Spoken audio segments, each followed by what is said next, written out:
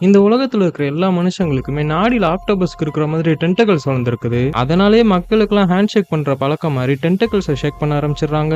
ஆக்சுவலா எதனால இப்படி ஆகியிருக்குன்னா, அந்த உலகத்துல 10 வருஷத்துக்கு மேல தொடர்ந்து மழை பெஞ்சுக்கிட்டே இருக்கும். அது மட்டும் இல்ல, மேகம்லாம் சூரியனை மொத்தமாவே மறைச்சிருக்கும். அதனாலே பரிமாண மாற்றம் நடந்து இந்த மாதிரி அவங்களோட உடம்புல மழைக்கு ஏத்த மாதிரி அடாப்ட் ஆகிருது.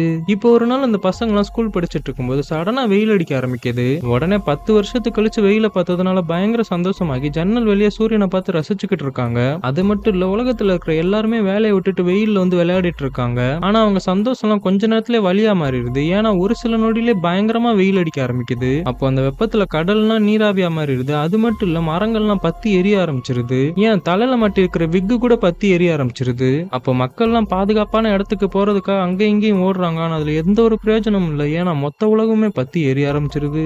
மழை பெஞ்சிட்டே இருந்ததுனால டென்டகல்ஸ் முளைச்ச மாதிரி நம்ம ஊர்ல வெயில் அடிச்சுட்டே இருக்கிறனால எங்க என்ன முளைக்க போதோன்னு நினைக்கிறவங்களாம் ஒரு லைக் போட்டு போயிருங்க.